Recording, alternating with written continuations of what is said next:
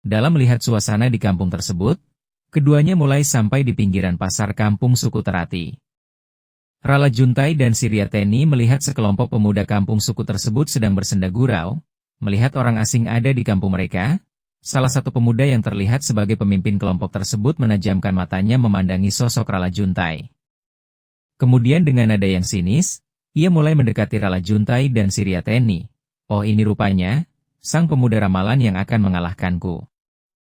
Pemuda tersebut berhadapan satu langkah di depan Rala Juntai. Rala Juntai membalas sinisan tersebut dengan sebuah senyum, namun kembali dibalas dengan wajah yang dingin oleh sang pemuda.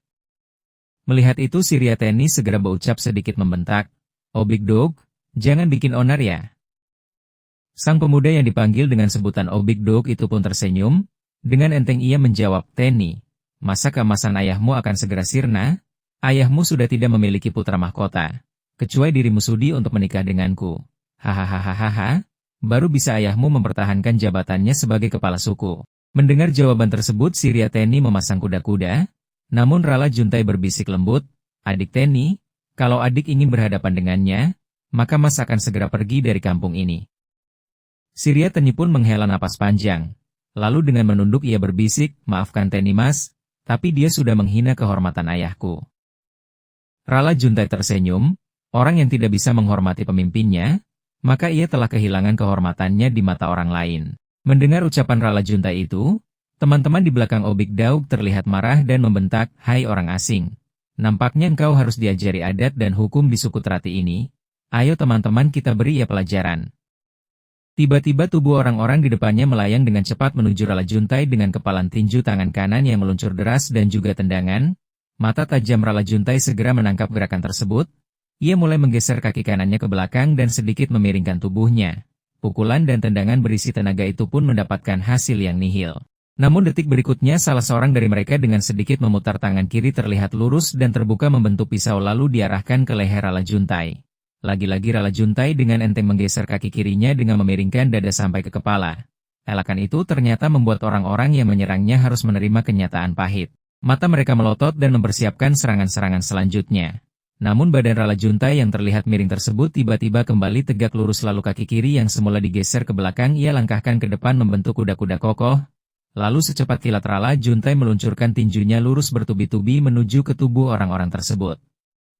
Melihat itu Obik Dog berteriak keras, "Awas!" Namun peringatan tersebut sudah terlambat. Suara buk, buk, buk terdengar keras disertai bunyi suara-suara yang menahan rasa sakit disusul dengan terjengkangnya beberapa pemuda tersebut ke belakang. Obik Dog pun berteriak, "Kurang ajar." Selanjutnya ia melipat kaki kanannya ke atas dengan sedikit membungkukkan tubuhnya. Sementara kedua tangannya membentuk tangan seekor belalang sembah. Rala Juntai menarik kaki kirinya. Ia mulai menyilangkan kedua tangannya dan berkonsentrasi untuk mempersiapkan jurus selanjutnya. Obik Dog terlihat tersenyum sinis. Lalu bibirnya terlihat komat kamit membaca sebuah mantera. Tiba-tiba tubuhnya yang hanya disangga oleh satu kaki itu pun bergerak cepat ke depan meliuk seperti jalannya ular. Rala Juntai tersentak kaget melihat jurus yang tak masuk akal itu. Dengan refleks ia segera melancarkan tendangan kaki kanannya dengan keras ke arah Obik Dog. Kakinya mendarat keras ke kedua tangan musuhnya. Benturan kuat pun terjadi. Rala Juntai segera menarik kakinya lalu merubahnya dengan mengirimkan pukulan tangan kirinya ke kepala Obik Dog. Lagi-lagi serangan itu pun berhasil ditangkal oleh Obik Dog. Rala Juntai mulai menyadari bahwa musuh di depannya ini bukanlah orang yang memiliki kemampuan rendah. Dengan sigap ia berguling ke depan dengan memungut beberapa batu kecil dan kerikil yang ada di tanah. Selanjutnya ia berteriak, "Selentik kilat." 4 buah batu kecil meluncur laksana peluru ke arah Obik Dog. Akan tetapi tubuh dengan kuda-kuda kaki satu itu pun meliuk bagaikan ular menghindari 4 batu yang mengarah kepada dirinya.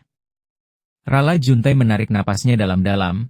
Benaknya berpikir keras, bagaimana mungkin kuda-kuda sesederhana itu ternyata memiliki pertahanan yang begitu kuat. Kemudian dengan perlahan Rala Juntai mulai mengatur irama napasnya lalu ia mulai membuka jurus Saltamuhin. Sebuah ilmu kanuragan pemberian kakek tua Alim Syajaratul Yakin. Jurus ini adalah gerak cepat anggota tubuh di bidang serangan. Kecepatan jurus ini nyaris tidak dapat terlihat oleh mata, dikarenakan kombinasi dari kelincahan dan ringan tubuh. Dengan teriakan takbir, Rala Juntai mulai melesat menyerang Obik Dog. Tubuhnya bagaikan burung seri gunting menyambar melayang dan melesat sembari memukul serta menendang. Tubuh Obik-dok meliuk-liuk menghindari serangan tersebut. Sesekali ia menangkis dengan kedua tangannya. Rala Juntai merasakan tubuh Obik-dok bagaikan batu karang yang keras. Kaki dan tangannya sempat merasakan perih dan panas saat bertumburan dengan kedua tangan Obik-dok saat menangkis serangannya. Di pinggir arena, Siriateni mulai terlihat cemas. 10 menit berlalu, akan tetapi serangan mematikan Rala Juntai seakan-akan menemukan jalan buntu. Serangan yang ia lancarkan seringkali menemui ruang hampa karena berhasil dihindari dan sesekali juga harus menahan rasa sakit dan panas saat Obik-dok menangkisnya. Ya Allah! Tuhan yang sepenuhnya menguasai jiwa hamba, luar biasa sekali dia yang sedang hamba hadapi ini. Rala Juntai mendesah lirih. Ia segera kembali mempersiapkan jurus Saltamuhin yang akan segera ia kombinasikan dengan jurus selentik kilatnya. Kembali tubuh Rala Juntai melesat ke arah Obik-dok. Dengan sigap ia hentakkan kakinya ke tanah yang menyebabkan beberapa batu kecil terpental ke atas. Sembari melayang ke udara, Rala Juntai mulai menangkap batu-batu kecil yang berterbangan tersebut seraya melancarkan tinjunya ke arah wajah Obik-dok. Saat itulah Obik-dok menangkisnya dengan kedua tangannya. Saat tangan Rala Juntai dan tangan Obik-dok beradu, Rala Juntai melesatkan batu kecil di jarinya dengan ajian selentik kilat mengarah ke wajah Obik-dok. Mata Rala Juntai kembali terbelalak. Kepala dan leher Obik-dok tiba-tiba meliuk menghindari serangan selentik kilatnya. 3 buah batu kecil kembali ia lesatkan ke tubuh Obik-dok. Namun sekali lagi tubuh itu pun meliuk menghindarinya. Kesabaran Rala Juntai menjadi hilang, ia segera melompat ke belakang. Matanya mulai ia pejamkan. "Guru, maafkanlah muridmu ini," ucapnya dalam hati. Selanjutnya ia mulai mengangkat tangan kanannya ke atas sembari mengepalkan telapak tangan tersebut.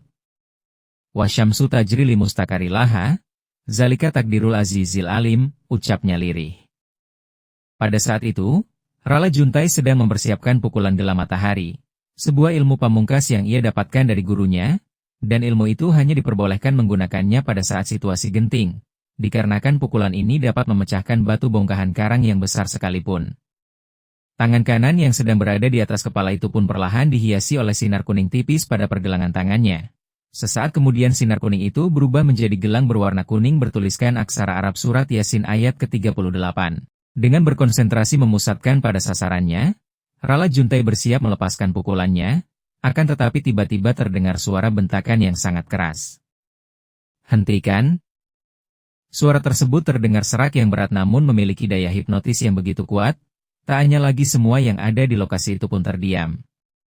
Di sekitar mereka sudah berdiri dengan tegap lagi berwibawa, kepala suku Terati dengan mata yang memerah dan dengan kedua tangan yang mengepal tanda menahan luapan emosinya.